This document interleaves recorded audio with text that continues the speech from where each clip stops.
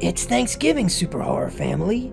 For those that celebrate, the holiday conjures up generally good feelings, desserts, good food, and family.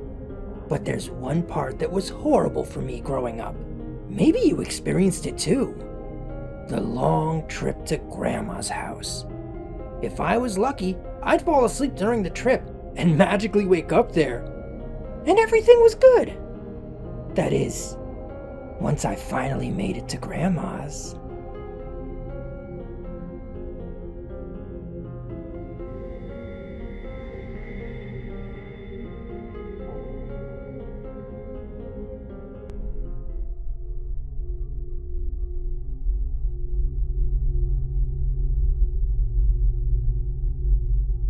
"Hurry, before it gets too dark," her mother warned. The candles danced weakly. Red packed the cupcakes and thermos of soup into her bag. It was only a 15-minute walk to Grandma's house. She would be okay. The candles cast long shadows on the wall as the mother and daughter packed all the goodies to be delivered to Grandma. "If you get lost or scared, phone me. I'll come and pick you up," her mother told her, with a touch of fear in her voice. Red's little trips to Grandma's always made her feel uneasy. Growing up, herself, she heard countless stories of the menace in the woods that preyed on children, but they were just that, stories. It was getting dark. Clouds rolled through the sky, covering the setting sun. This wouldn't make things too difficult. She could always use her cell phone's flashlight. It's not like it was when her mother was a girl, and children would be forced to blindly make their way home in the dark. A cell phone really is an amazing device. It not only acted as a flashlight, but could show her mother exactly where she was, and could immediately connect her to local police. Packed and ready, Red's mother gave her a kiss on the cheek, coupled with a tight hug and the parting words of, "Be safe, honey, and stay on the path. I love you." Hood on and bag on her back, Red walked out the door, calling back her love and affection to her mother. Red wasn't alone in her fear of the menace. Every child raised in these woods has heard the stories of the menace many times. Though when she was out walking at night, these stories often played over in Red's head. In every bush she could see it, behind every tree she walked around, she expected the menace to be waiting. She began to hear footsteps keeping pace with her as she walked. She knew it wasn't really there, but the thoughts were scary all the same. Red pulled out her cell phone and turned on the flashlight. It wasn't dark yet, but the bright light was comforting. She glanced over her shoulder, having felt the sensation of someone walking in tandem with her. On her path. A blur shot across her path, a good few yards ahead of her. Unsure of what it was in the dark, Red began to run. The phone light bounced as she ran, causing shadows to dance all around her. Maybe it was a dog, she thought, or a raccoon. She didn't know what she saw, but she knew it moved quickly. After a few minutes of running, she hid behind a tree to catch her breath. She put her flashlight in her pocket so it wouldn't cast a light that could be used to tell where she was. It was quiet. Red took advantage and took several deep breaths. She considered calling her mother, but reasoning took over, and she figured calling her would mean she would have to wait there in the dark. That wouldn't be possible, especially since she could now hear something coming towards her. Red could feel her face becoming hot. She took out her flashlight again and ran. Something running after her. Tears began to stream down her face. What if it's the menace? She thought to herself. This caused her eyes to swell with tears as she ran. She pawed at her eyes, trying to wipe them clear while running as fast as she could. The tears made the trip even more difficult. She could barely see in the dark as it was, and now what could be seen was blurry due to the tears in her eyes. That's when it happened. Something charged at Red. She had no time to react.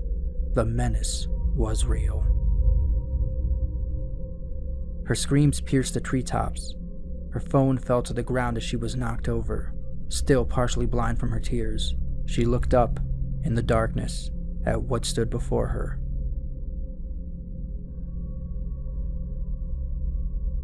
It appeared to be a wolf, although somewhat human. It was covered in hair, and the snarls it let out shook Red to her core. It stood over the vulnerable child, snapping at her.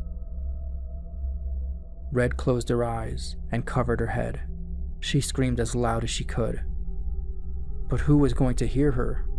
A young girl screaming all alone in the woods. The snarling stopped, but Red didn't notice, as her sobs drowned out all other sounds. She lifted her head, slowly, unsure if it was a trick to expose herself. Not too far in the distance, she saw a torchlight bouncing towards her, and could hear her grandmother's worried cries ringing out in the night. "Red!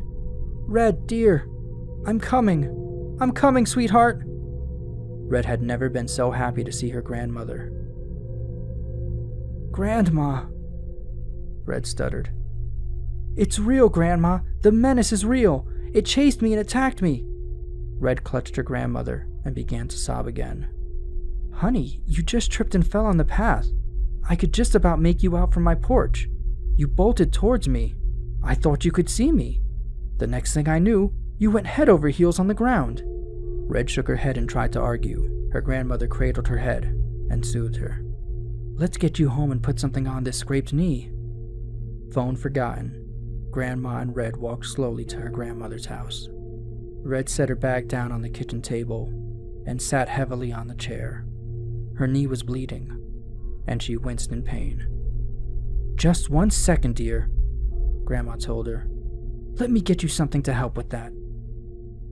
Red sat, clutching at her knee, tears still rolling gently down her cheek. She immediately began to feel better. Her grandma's kitchen rekindled fond memories of baking and good cooking. She loved coming to Grandma's house. Grandma returned, first aid kit in hand. Red felt whole again. Grandma pinched her cheeks and smiled. "Oh my, aren't you healthy looking?" she exclaimed. "You're so cute. I could just eat you." They both laughed and hugged each other. Grandma stood up before saying, "Red dear, it's been so nice having you over. There's someone I want to introduce you to." As she gestured to the doorway, Red looked up and felt her heart sink. It walked in upright, face twisted in a snarl. It was a man, but also a wolf. The teeth. Oh God.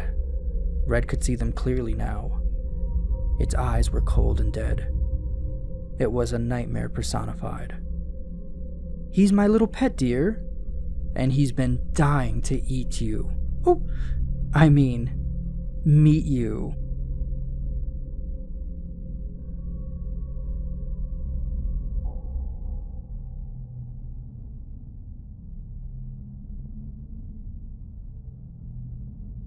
Well, I for one am glad that Grandma's friends with the wolf. But what does it mean? Does the wolf have a standing deal with Red's family? How long has this been going on? And why did this happen in the first place? Make sure to tell me in the comments what you think. To those that celebrate, Happy Thanksgiving. I want you all to know that I am grateful for all of you. Even though things got rough, we've had an excellent time this year. You guys are the greatest. For real.